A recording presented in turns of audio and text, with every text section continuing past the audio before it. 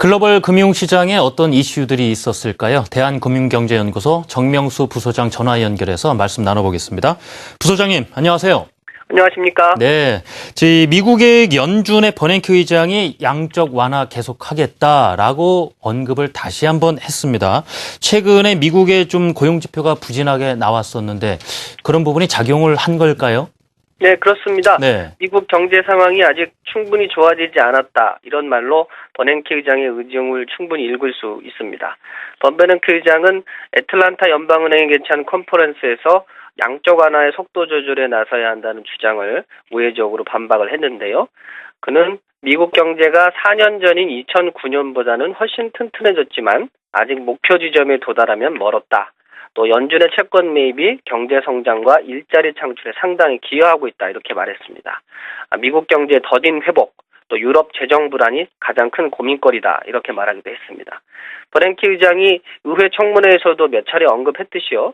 지금 미국은 시퀘스터 상황을 아직도 타개하지 못하고 있습니다. 중앙은행의 돈 풀기만으로는 경제를 끌어올리는데 힘이 붙인다. 이런 부분을 강조한 건데요. 지난달 고용지표가 생각보다 좋지 않게 나온 것도 그런 요인들이 작용했다. 이런 분석이 지배적입니다. 따라서 현 시점에서는 양적 완화 축소는 고려 대상이 아니다. 이렇게 못을 박은 거고요. 버냉키 의장이 계속해서 양적 완화 정책을 추진하겠다는 의지를 표명했습니다.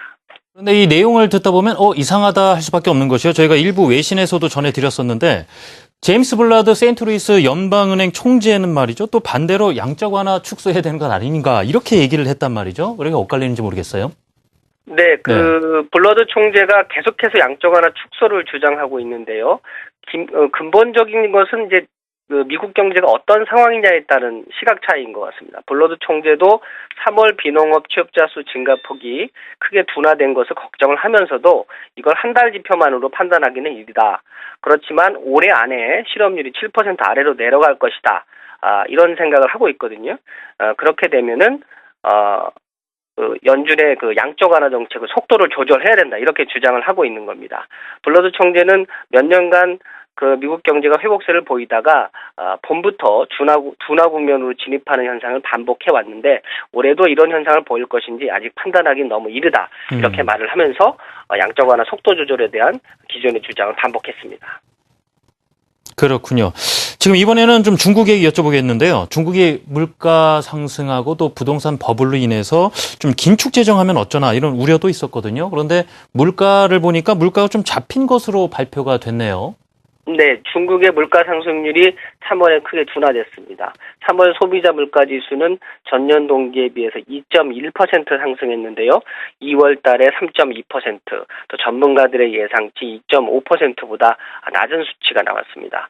3월 생산자 물가 지수도 2월에 마이너스 1.6%보다 더 떨어진 마이너스 1.9%를 기록했습니다.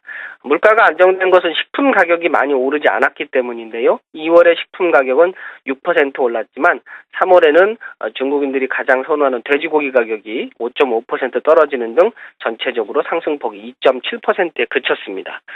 시진핑 정부가 지금 과소비 척결, 또 부정부패 척결 이런 걸 강력하게 주장하면서 약간 소비가 위축된 그런 측면이 있고요.